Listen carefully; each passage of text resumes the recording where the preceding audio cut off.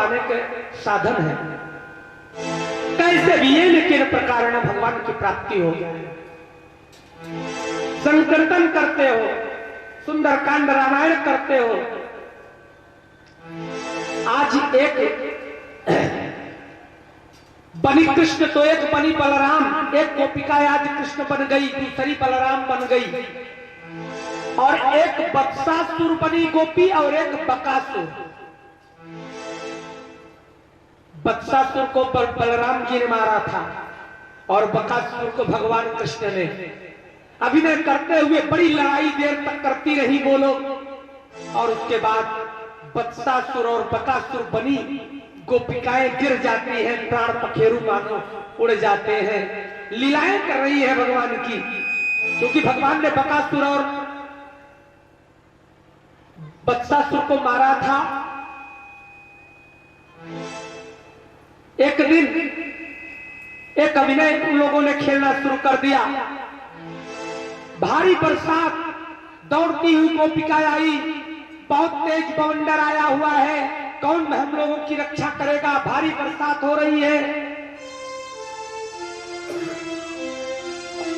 एक गोपी कृष्ण बनकर गिरिराज गोवर्धन को बनाकर अपने उंगली पर अपने हाथों में उठा लेती है। चिंता मत करो, मैं हूं ना, मैं आप लोगों की रक्षा करूंगा। अर्थात कृष्ण बन जाता है, गोपिकाएं कृष्ण बन जाती हैं। कुल मिलाकर भगवान की लीलाएं कर रही हैं। आरुह्येका पदाक्रम्य शिरस्याः परामृता दुष्टाहे गच्छ जातो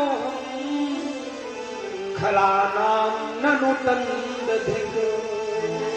एक गोपी कालिया नाग बनी, एक गोपी कालिया नाग बन गई। दूसरी जो छोटी गोपी थी वो कृष्ण बनकर उसके सिर पर पैर रख करके नृत्य करने लगी और उस पर चढ़कर बोलने लगी, रे दुष्ट सांप नाग, तू यहां से चला जा, मैं दुष्टों का दमन करने के लिए उत्पन्न हुआ हूं। अर्थात कालीय दमन की लीलाएं गोपिकाएं करना शुरू कर दी भगवान को पाने के लिए। टाइम पास, किसी भी प्रकार से भगवान मिल जाए, यत्न कर रही है गोपिकाएं। इस प्रकार गोपिकाएं वन में घूमते घूमते जा रही है। तो हे राजन परीक्षित, उसी समय लीला करते करते गोपिकाओं को वृंदावन के वृक्ष और लता आदि से फिर कृष्ण का पता पूछने लगी। इसी समय उन्होंने एक स्थान पर भगवान के पुनः चरण चिन्ह देखे। पुनः भगवान के चरण चिन्ह को देखा। इस बार जो चरण चिन्ह देख रहे हैं तो चरण चिन्ह में क्या है? पदानि व्यक्ति में तानी नंद सूनोर महात्मन लक्ष्यम ते ही ध्वजां भोज वज्रांकुश यवादिवी। एक चीज ध्यान देना, हमने पहले ही बताया है कि जो अपने इष्ट से प्रेम करता है उस इष्ट की हर चीज को याद रखता है। गोपिकाएं जब धूल में भगवान के चरण चिन्ह को देखा तो चरण में चिन्ह क्या है? कुश, यव, ध्वज माने पताका, शंख, चक्र। भगवान के चरण चिन्ह उठते हुए गोपिकाओं ने पहचान लिया। क्यों रे सखी, ये पद चिन्ह तो हमारे कन्हैया के ही है ना, सीधे दिखाई दे रहे हैं। देखो कितना सुंदर ध्वज दिखाई दे रहा है, क्योंकि हमारे कन्हैया के चरण पद में ध्वज है, पताका, कमल का चिन्ह दिखाई दे रहा है, वज्र का अंकुश, यव आदि का चिन्ह उठता हुआ था। गोपिकाओं ने देख लिया, उसी पद चिन्ह के सहारे आगे बढ़ने लगी कि कन्हैया इधर ही गया है। पद चिन्हों से बढ़ती हुई गोपिकाएं आगे बढ़ रही हैं।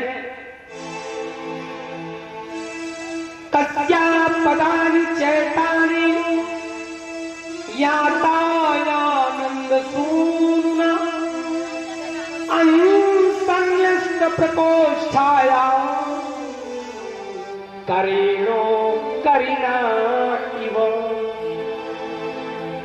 हेलो, जैसे हथनी अपने प्रियतम गजराज के साथ गई हो, आज भगवान कृष्ण के चिन्ह के साथ एक औरत का चिन्ह दिखाई पड़ रहा है,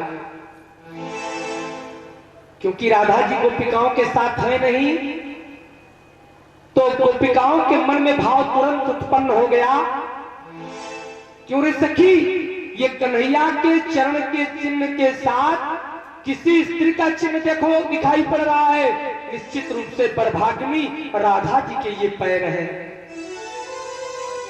अब यहां पर हम आपको भगवान के प्रति एक स्त्री में जो गुण होता है, आज गोपिकाएं भगवान से इतना प्रेम करती हैं कि उनके मन में प्रसन्नता आ जाएगा, क्योंकि राधा जी उनके साथ हैं। क्या कर रही हैं? जैसे हथनी गजराज के साथ मदमस्त होकर वन में भ्रमण किया करता है, ठीक उसी प्रकार आज बड़भागिनी राधा हमारे कन्हैया के साथ इस वन में अकेली गई हुई है, आनंद करती हुई गई है। निश्चित रूप से ये पैर राधा जी के हैं। अनयाराधितो नूनम भगवान हरिरीश्वरः यन्नो विहाय गोविंद प्रीतो यामन यदरः। अवश्य ही सर्वशक्तिमान भगवान श्री कृष्ण की आराधिका गोपिकाओं ने माना हुआ है कि भगवान कृष्ण सबसे ज्यादा राधा जी को प्रेम करते हैं। आराधिका इसलिए इस पर प्रसन्न होकर प्राण प्यारे श्याम सुंदर ने हम लोगों को अकेला छोड़ दिया और अकेली राधा जी के साथ परम आनंद की अनुभूति लेने के लिए चले गए हैं, एकांत में ले गए हैं। अरे प्यारी सखियों, भगवान श्री कृष्ण अपने चरण कमल से जिस रज का स्पर्श कर देते हैं वह धन्य हो जाती है। और भाग्य उस राधा का जो आज भगवान के साथ अकेले इस वन में विहार करने गई है। अब गोपिकाओं के मन में और क्या भाव आ रहा है? एक दूसरे से गोपिकाएं कर रही है, विलाप करती हुई, धन्या ओ अमी आल्यो गोविंदा प्रजरेण वह यान ब्रह्मेश्वरमा देवी ददोर्मूर्धन्यनूतये। ब्रह्मा शंकर लक्ष्मी आदि भी अपने अशुभ को नष्ट करने के लिए भगवान के श्री चरणों का पान किया करते हैं। अपने अशुभ को जब उनके अंदर अशुभता आ जाती है, ब्रह्मा शंकर लक्ष्मी, अब इनसे बड़ा तो और कोई नहीं है, तो ये भगवान के श्री चरणों के रज को अपने मस्तक पर लगा देते हैं। तो यहां भाव क्या आया? तस्या अमूलिना चोभम कुर्यन्यै पदान्यत् यैतां प्रलिप्य गोपीना रहो भूते च्युताधरन्। यहां पर एक ऐसे भाव को गोपिकाओं ने ईर्ष्या बस, एक स्त्री में एक स्त्री के प्रति कितनी बड़ी ईर्ष्या होती है, बुरा नहीं मानना आपको, लेकिन गोपिकाओं का ये प्रेम है, भगवान से इतना प्रेम करती हैं कि कल्पना करती हुई गोपिकाएं आज अपने मन में एक दूसरे से कह रही हैं, हे रे गोपी, आज ये राधा जब भगवान के साथ गई होगी ना, तो वो कन्हैया उस हमारी राधा का अकेले में पाकर अधर सुधा का रसपान किया होगा। अधर सुधा का रसपान है का पहतम गोपी नाम रहो भुंतो च्युता धर्म। अधर माने होठ कहते हैं सब भक्तवृंदों। तो यहां पर कुहन हो रही है, इसीलिए शायद हम लोगों को अकेले छोड़ दिया गया। इतना कल्पना करते हुए गोपिकाएं आगे बढ़ रही थी, तब तक क्या हुआ, एक पैर दिखाई पड़ रहा है, दूसरा पैर दिखाई नहीं पड़ रहा है। यानी भगवान कृष्ण के पद चिन्ह तो धूल में दिखाई पड़ रहा है, लेकिन राधा का पैर नहीं दिखाई दिया। तो गोपिकाओं के मन में भाव क्या आया, न लक्ष्यन्ते पदान्यत्र तस्यानूनं त्रिवाङ्गै खिद्या सुजातांघ्रितला मुनिया प्रेयसीं प्रियः। दरअसल जहां पर कृष्ण का पैर दिखाई दे रहा था और राधा जी का नहीं दिखाई पड़ रहा था, तो गोपिकाओं ने विचार किया, देख रहे हो गोपिकाओं, यहां पर राधा जी के पैर नहीं दिखाई पड़ रहे, इसका मतलब हुआ कि राधिका रानी थक गई होंगी, तो वो कन्हैया अपने गोदी में उठा लिया होगा। क्या परिकल्पना है उनके अंदर की कुढ़न। जब राधा जी थक गई होंगी, उनको उनसे चला नहीं जा रहा होगा, तो उनकी थकावट को दूर करने के लिए कन्हैया राधा जी को अपने कंधे पर बैठाया होगा, तभी तो उसके पैर नहीं दिखाई पड़ रहे हैं। और दूसरी बात, नुकीली घास दिखाई दे रही है ना, तो ये कन्हैया राधा जी को इतना प्रेम करता है, कहीं राधा जी के पैरों में ये नुकीली घास न गड़ जाए, इसलिए उनको उठाकर अपने कंधे पर चढ़ा लिया होगा। आज उनके अंदर क्या भाव है। मैं तो कहता हूं परसंताप भी होना चाहिए। अगर परसंताप को भगवान ने वैकुंठ से बनाकर भेजा, लेकिन परसंताप गोपिकाओं की तरह हो, यही परसंताप होना चाहिए। भगवान मीरा को कितना प्रेम करते हैं, हमको काहे नहीं प्रेम करते, ऐसा परसंताप होना चाहिए। परसंताप ये न होना चाहिए कि सिया राम जी भागवत इतनी अच्छा कार्यक्रम काहे करवा रहे हैं, हम क्यों नहीं करवा पा रहे हैं। नहीं, आप भी करवाइए।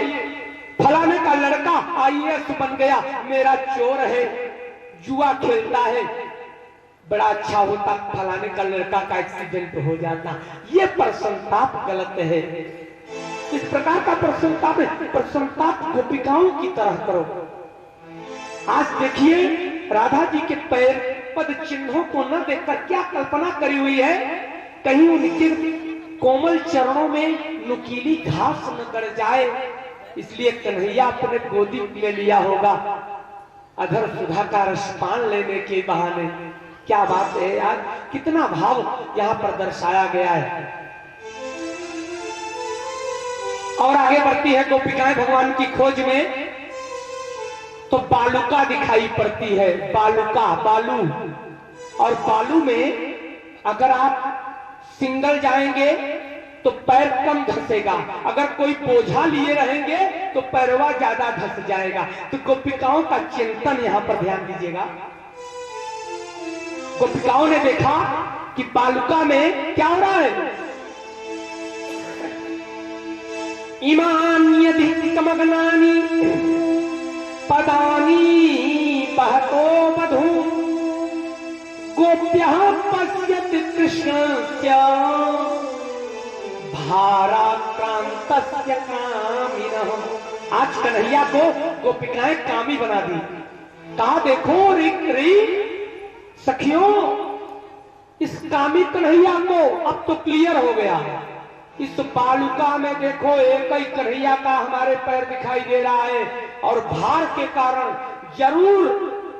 जरूर वो हमारी बहन और हमारे प्रभु की, हमारे कृष्ण की आराधिका राधा उनकी गोदी में है। भार के कारण बालुका में हमारे कन्हैया के पैर कितना धंसे हुए हैं।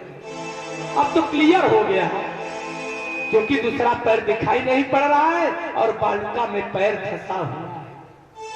भक्ति की अंतिम पराकाष्ठा सज्जन। आगे गोपिकाएं बढ़ती हैं भगवान की खोज करती हुई, तो क्या देख रही हैं कि कुछ फूल इधर उधर बिखरे हुए हैं। एक वृक्ष के नीचे शायद कदम्ब का वृक्ष रहा होगा, कुछ फूल बेला, चमेली, गुलाब, गेंदा, जूही, चंपा, पता नहीं क्या क्या कुछ बिखरे हुए हैं। गोपिकाओं ने फूल को देखा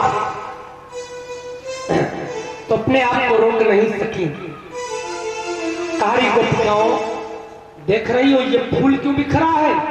निश्चित रूप से यहीं पर बैठकर हमारा कन्हैया अपनी प्यारी राधिका के सिर को अपने गोदी में रखकर उनके चोटी को गूंथा होगा और बचे हुए फूल यहाँ बिखेर दिया है।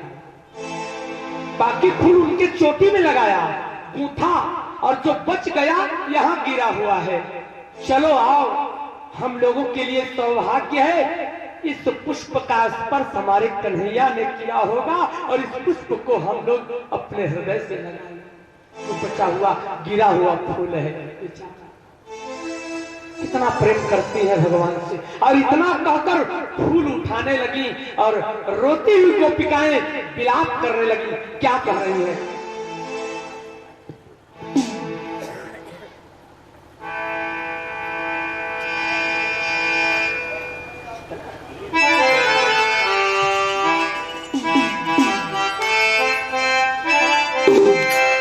रो रही है गोपिकाएं,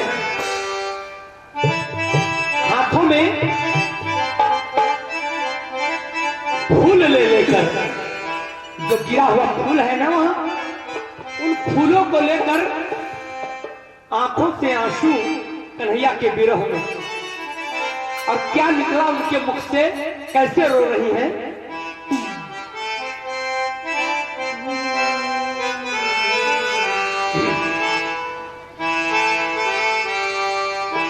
तू छुपा है चीत चोर।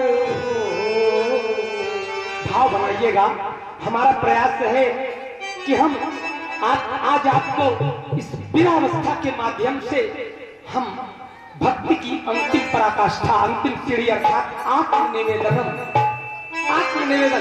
नव भक्ति की आज अंतिम सीढ़ी आपको चढ़ा देने वाला हूं। बाकी काम आपका। कहाँ तू छिपा है चीत चोर, ओ कहाँ तू छिपा है चीत चोर, आजा मैं तो निहारूं तेरी राह। कहाँ तू छिपा है चीत चोर, आजा मैं तो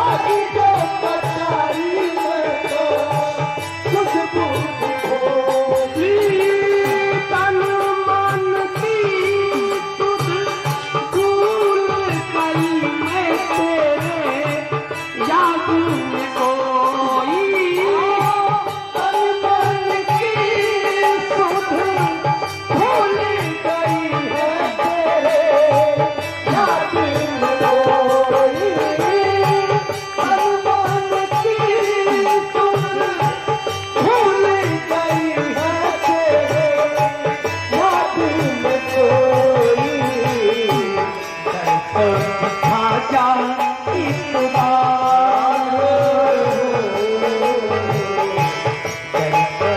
खाजा इकबाल आजा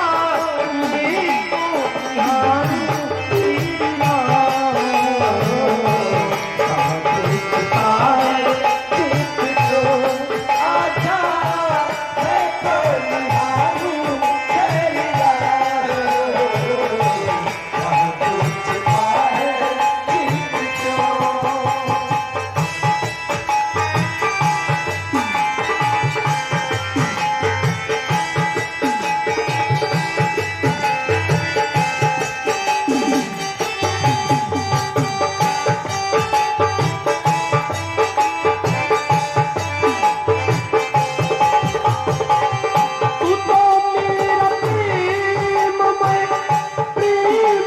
निहारूं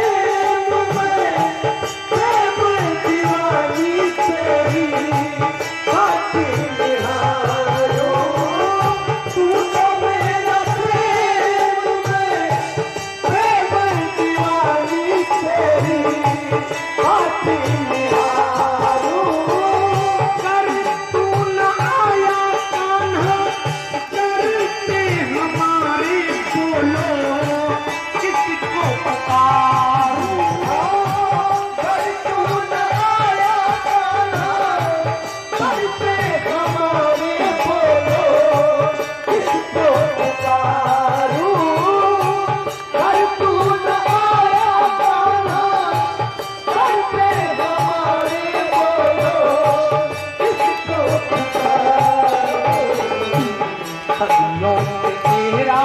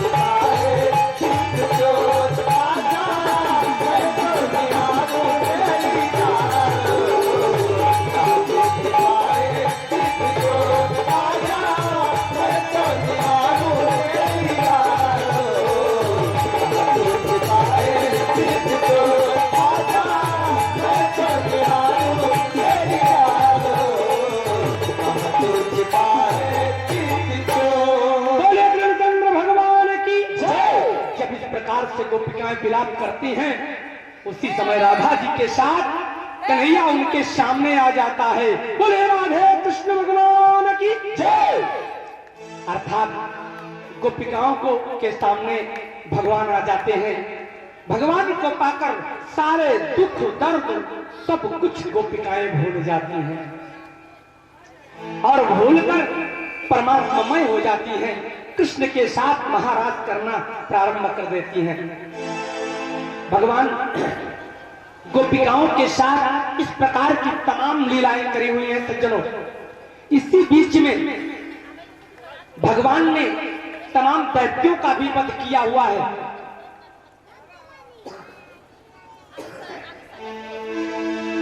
गोपिकाओं के पास तमाम एक राक्षस आता है और उस राक्षस का वध भी भगवान करते हैं। तमाम राक्षसों का वध किए जा रहे हैं, महाराज करते जा रहे हैं। गोपिकाओं के लिए परम आनंद का समय। आज गोपिकाओं को लेकर महाराज के ही समय भगवान महावन की ओर जा रहे हैं। महावन में पक्षी कलरव कर रहे हैं, भौरा गुनगुना रहा है। दिव्य वहां का वातावरण, सुंदर झरने, सुंदर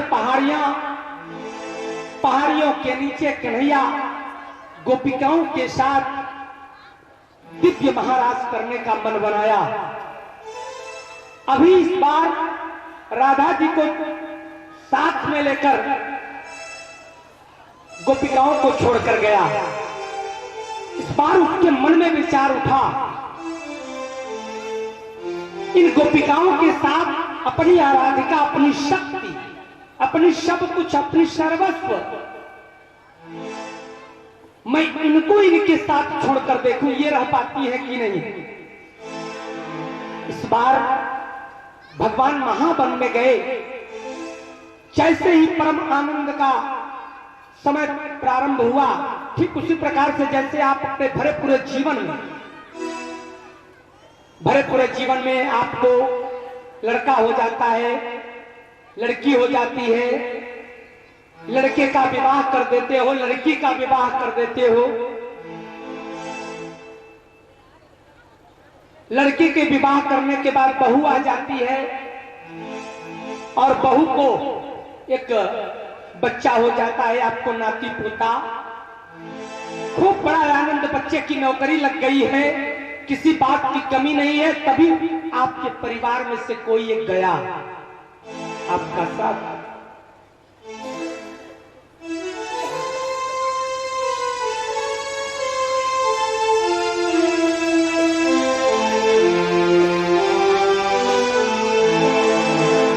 गया, उसकी याद में आप बहुत व्यग्र हो जाते हैं। आज कन्हैया भी महावन की ओर जाकर अपने समस्त गोपिकाओं के साथ राधा जी को भी उनके साथ छोड़ा और अंतर्धान हो गया, गायब हो गया। अब गोपिकाओं के लिए राधा रानी इस बार सहारा है। राधा जी को साथ में छोड़ा गोपिकाओं के और स्वयं प्रभु अंतर्धान हो गए, गायब हो गए। राधा जी गोपिकाओं को लेकर भगवान की खोज कर रही हैं। देखिए यहां पर भाव ये बताने जा रहा हूं, कभी कभी आप अपने मन की पीड़ा किसी से कह नहीं सकते, लेकिन दुख आपको बहुत होता है और उस दुख को अपने हृदय में छिपाए हुए अपने उस परम इष्ट, अपने उस जिससे आप बहुत प्रेम करते हो, चाहे भगवान हो अथवा आपका पति। अच्छा ये चीज बताइए, एक उदाहरण दूंगा। अगर भरा पूरा संसार है और उसमें परिवार का मुखिया चला गया, तो पत्नी अपना तो किसी से कह सकती है क्या? नहीं। वो सबसे ज्यादा जिससे प्रेम करती है अपने पति से। आज वही संसार में नहीं है। इस बात को इसलिए बता रहा हूं कि आप लोग समझ सको राधा रानी के मन की बात और राधा रानी के मन की असह्य पीड़ा। नाती आएंगे, पोते आएंगे, उनके साथ वो बेचारी जिसकी उम्र करीब 7 के इर्द गिर्द में है, वो अपने नाती पोते के साथ अपना मन बहलाएगी, लेकिन ऊपर से उसका हृदय नहीं कहेगा, क्योंकि उसका साथी उसके साथ नहीं है। भक्तों, सब कुछ है, बेटा नौकरी भी कर रहा है, पैसा भी ला रहा है, लेकिन उसका पति नहीं है। आज राधा रानी भी गोपिकाओं से छुप छुप कर भगवान के लिए परेशान है। गोपिकाओं को सांत्वना इसलिए है कि राधा रानी है तो कन्हैया आएगा जरूर। ये तो गोपिकाओं को, जैसे आप लोगों को विश्वास है ना कि अगर राधा जी हमारे कंट्रोल में है तो कन्हैया अपने आप कंट्रोल में होगा, इसलिए राधे सरकार की। राधा रानी के बगैर कन्हैया नहीं रह सकता, ये गोपिकाओं को ढाढ़स है। उनको भगवान के पास जाने का बहुत बड़ा पुल है, यह विश्वास। लेकिन राधा रानी क्या करें? राधा रानी परेशान है भगवान के बगैर। वो अपने आप को अधूरी, ठीक उसी प्रकार से जैसे शरीर प्राण के बगैर, अगर शरीर में से प्राण को अलग कर दो तो शरीर का क्या अस्तित्व है? आज राधा जी अपने आप को उसी प्रकार से महसूस कर रही हैं, अस्तित्व विहीन। राधिका रानी पागल हो जाती है, भगवान की खोज करती है महावन में,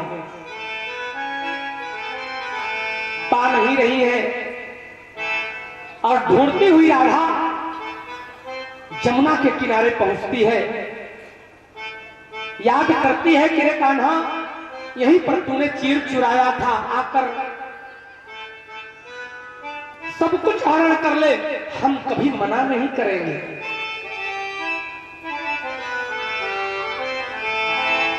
मटकी लेकर जा रही है और कहती है कि या वही छोटा रूप धारण कर हमारी मटकियों में ढेला क्यों नहीं मारता, कंकर क्यों नहीं मारता, फोड़ दे सारी मटकियों को, ये मटकियां तैयार हैं कान्हा के लिए। भक्तवृंदो, राधा जी भगवान की खोज करती हुई अप्रतिम प्रेम में विलाप कर रही हैं। किस प्रकार से विलाप कर रही हैं? भगवान की खोज। पर जैसे मैं बता रहा हूं, राधिका रानी श्रीमद् भागवत महापुराण के 10वें स्कंद पूर्वार्ध में, श्रीमद् भागवत महापुराण में 2 अध्याय खोजा हुआ है। अब 2 अध्याय अगर मैं पढ़ करके भाई सुनाऊंगा तो मुझे तो बड़ी कथा अभी करनी है यार, उनकी और लीलाओं को दिखाना है। आज भगवान छोड़कर, ब्रज को छोड़कर मथुरा से द्वारिकापुरी जाएंगे तो समय ही निकल जाएगा।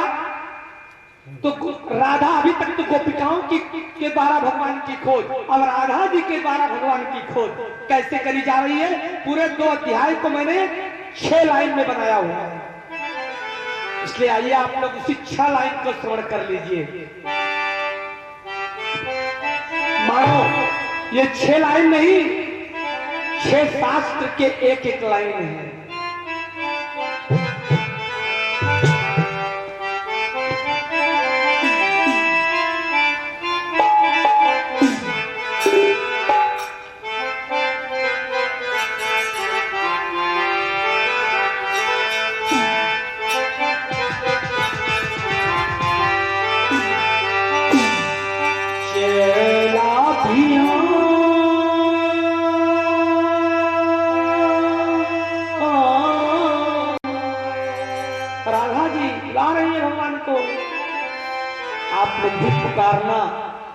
अकेले में चला भिया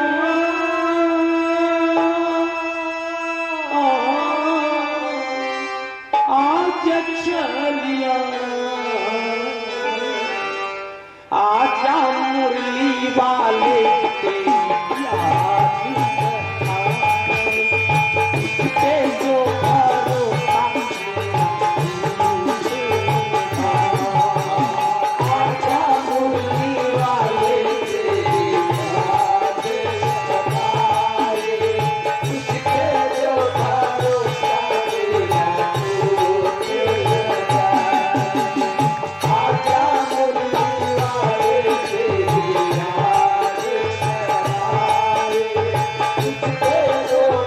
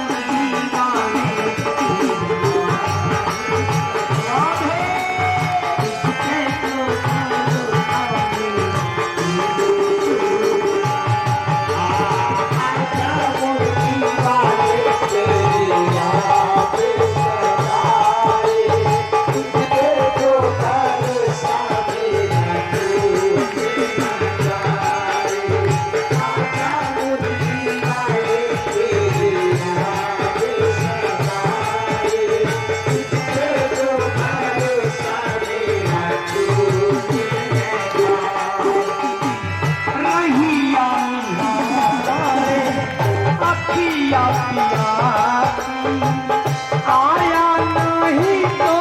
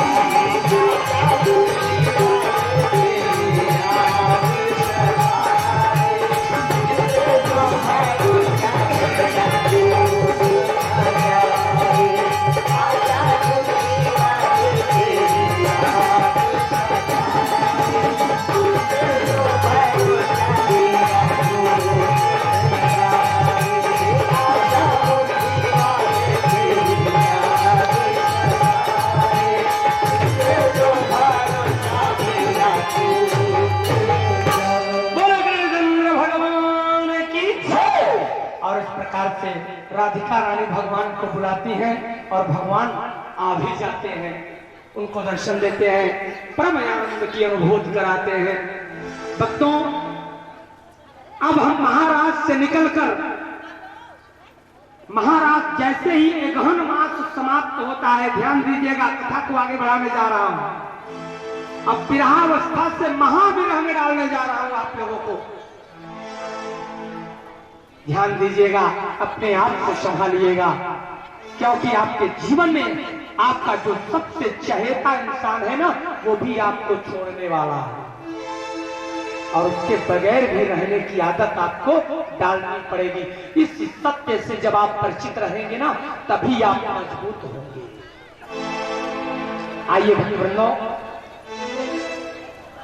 आज महाराज जैसे ही समापन हुआ, उसी समय कंस ने विचार किया कि मेरे जितने भी अनुचर जा रहे हैं मथुरा से ब्रज की ओर, गोकुल की ओर, एक भी वापस नहीं आते, एक भी वापस नहीं आ रहे हैं। तो मीटिंग बुलाया, आपातकाल बैठक बुलाई।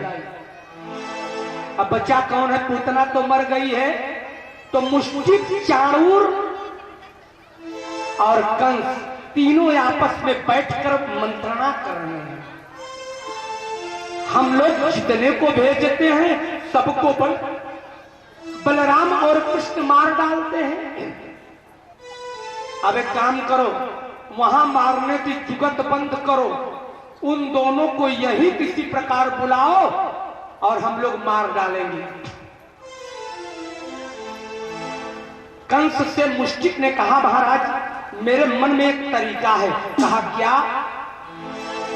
कहा किसी ऐसे पात्र का चयन किया जाए जो बलराम और कृष्ण को गोकुल से मथुरा ला सके।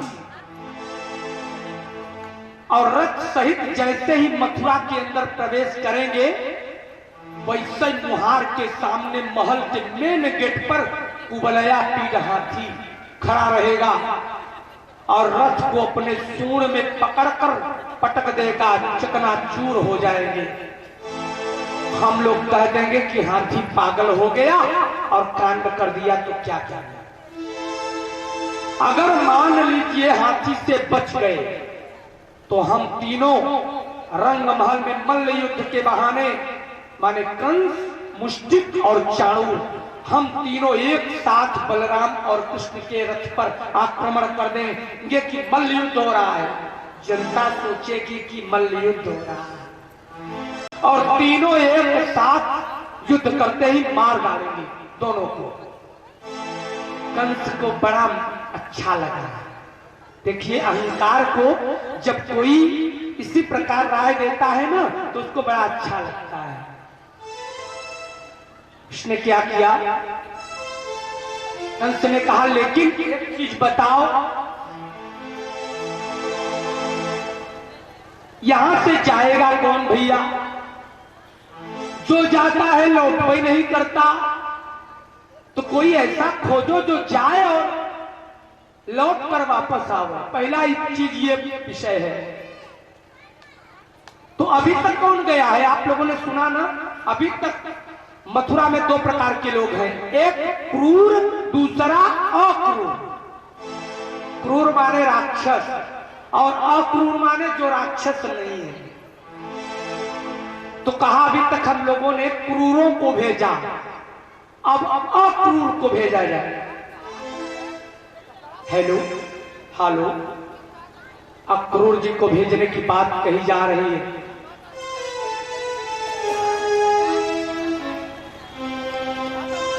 अक्रूर जी के पास कंस गया, कहा क्रूर तेरे को एक काम करना है। कहा क्या?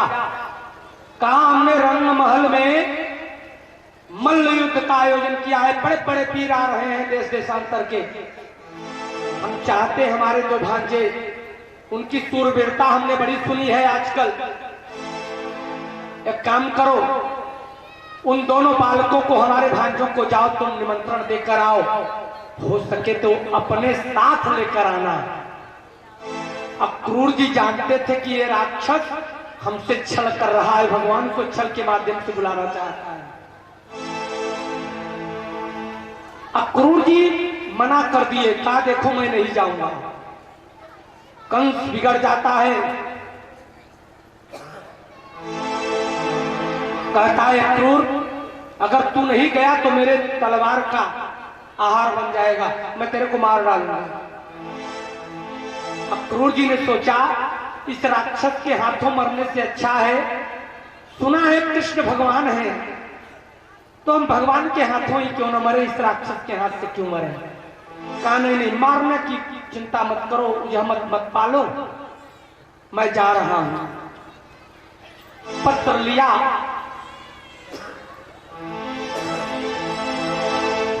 सवेरे चलता है और शाम को मथुरा से गोकुल पहुंच जाता है। अक्रूर जी कृष्ण का पता पूछते हुए नंद बाबा के यहां गए। कन्हैया के महल में कन्हैया के हाथों में पत्र को दे दिया, उनको प्रणाम किया। कहा प्रभु हम आपको जानते हैं, श्रीमद् भागवत महापुराण में करीब 10 अध्याय अक्रूर जी और भगवान कृष्ण का संवाद हुआ है कि जानते हुए कि हम पाप कर रहे हैं लेकिन मजबूरी में पाप करना पड़ रहा है प्रभु, तो उसका प्रायश्चित क्या होगा। यानी बता दे रहे हैं कि प्रभु हम आपको ले जाने आए हैं, अपने मन से नहीं, कंस के भय के मारे ले जाने के लिए आए हैं, और हम जानते हैं कि आपके ऊपर संकट में डलवाने वाला हूं, लेकिन प्रभु मुझे क्षमा करना। भगवान अक्रूर जी के मन की बात जान जाते हैं, कहते हैं चिंता मत करो, तुम पाप भागी नहीं बनोगे। आखिरकार अक्रूर जी बोले प्रभु इसका मतलब मैं समझूं कि कल सुबह आप अपने बड़े भैया बलराम जी के साथ मथुरा चलेंगे हमारे साथ? कहा बिल्कुल चलूंगा। जैसे ही कन्हैया ने स्वीकार किया कि हाँ मैं मथुरा चलूंगा बड़े भैया के साथ, पता नहीं यह बात कहां से गोपिकाओं को पता चल गई। सारी गोपिकाएं आपस में मिलकर, अरे सुना है कल सवेरा होते ही हमारा कान्हा हमको छोड़कर, सदा के लिए व्रज को छोड़कर मामा के यहाँ मथुरा जाने वाला है। गोपिकाएं रोने लगी। रात के 10-11 बज गए। उनके मन में विचार उठा कि देखो आओ चले हम लोग राधा जी के पास। उनसे तो कन्हैया सबसे ज्यादा प्रेम करता है, उनको बताया होगा कि कितने दिन के लिए मथुरा जाएगा, कल जाएगा तो लौटेगा कब, यह राधा जी को जरूर मालूम होगा। रात के 12 बजे बरसाने में पहुंचती है गोपिकाएं और किवाड़ खटखटाती है। राधा जी निकलती है। क्या हुआ गोपिकाओं इतनी रात्रि में आने का कारण? कहा वाह राधे, तू कहती है कि हम तुम्हारी बहन है, सखी है, अपनी बहन और सखी से कोई बात छिपाता है क्या? रो रही है गोपिकाएं। राधा बोली हमने क्या छिपाया? अरे कहा तेरे को मालूम है कि हमारा कान्हा कल हम लोगों को छोड़कर मथुरा मामा के यहाँ जा रहा है। तेरे को मालूम है तो बता दे कितने दिनों के लिए जा रहा है हमारा कान्हा, हम कैसे रहेंगे? राधा जी क्या कर रही हो तुम लोग? कन्हैया ने तो ऐसा कुछ नहीं कहा। गोपिकाओं को और कष्ट होता है कि काहे झूठ बोल रही हो, कन्हैया तो तुमको सबसे ज्यादा प्रेम करता है ना? तुमको जरूर बताया होगा। हाथ जोड़ती हूं, कृपा करके हे राधिके हमें बता दो कि हमारा कान्हा जाएगा तो जरूर, तो आएगा कब? आसरा राधा रानी की आंखों में आंसू आ गया। कहा गोपिकाओं कन्हैया ने हमसे कुछ भी ऐसा नहीं कहा है। गोपिकाओं को विश्वास दिलाती है कि कान्हा ने हमसे ऐसी कोई चर्चा नहीं करी है। गोपिकाएं कहती हैं तो राधा क्या करेंगे? अगर कन्हैया चला गया तो हम लोग कैसे जिएंगे? राधा रानी बोली चिंता मत करो, पूरी रात्रि जागरण करना होगा हम लोग। आप लोग याद रखना भादौ महीने में जागरण करते हैं। आपके यहाँ प्रथा है कि नहीं?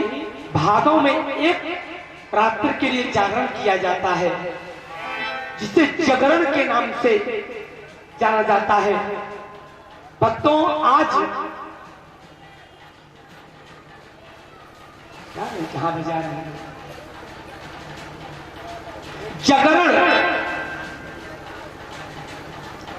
जागरण के नाम से आप लोग जानते हैं। तो आज कन्हैया सहित कन्हैया के वियोग में जितनी गोपिकाएं हैं और राधा जी सभी जागरण करती हैं। राधा जी ने कहा देखो अगर तुम लोग मेरा साथ दो तो हम कन्हैया को नहीं जाने देंगे।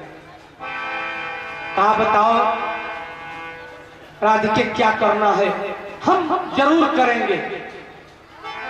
कहा कल सवेरा होते ही गोकुल से ब्रज की पावन भूमि से मथुरा जाने वाले जितने मार्ग हैं सब मार्गों पर 10-10, 20-20 झुंड में गोपिकाओं को रास्ता रोकना है कन्हैया का, चाहे जिस मार्ग से जाए। भक्तों आज वहां पर रास्ता अवरुद्ध करने की बात करी जा रही है। इधर सवेरा हो चुका है।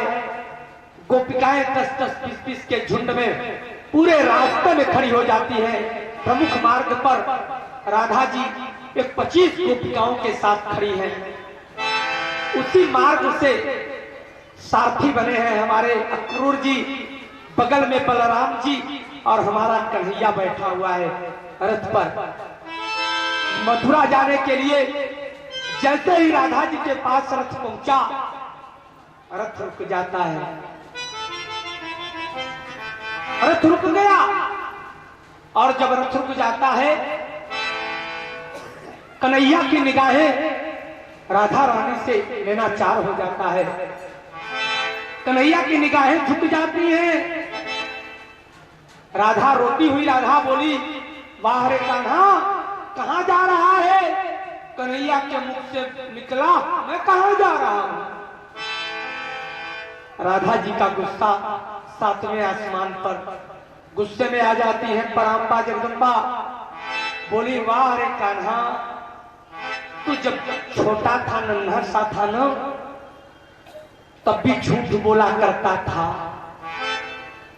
जब जब हमारे घरों में, पूरे ब्रजवासियों के घरों में मक्खन खाता था और माँ पूछती कि क्या रे लल्ला, तूने माखन खाया? तो तू बड़े आराम से मुड़ी हिला दिया करता था, नहीं मैया, मैं नहीं माखन खाई, कह देता था। और तेरी माँ भी तेरी तरह झूठी, वो भी तेरी बात पर विश्वास करती थी। भक्तों, कन्हैया बोला, देख राधा, न मैं उस समय झूठ बोला था, न इस समय झूठ बोल रहा हूं। मैं नहीं जा रहा हूं। कहा, अच्छा, उस समय भी झूठ नहीं बोला था? कहा, नहीं, मैंने क्या कहा था? जब मेरी मां पूछी, क्यों रे लाला, माखन खाया, मटकी फोड़ी, तो मैंने कहा ना था ना, सुन क्या कहा था कि मैया मोरी, कि मैया मोरी, मैं नहीं मान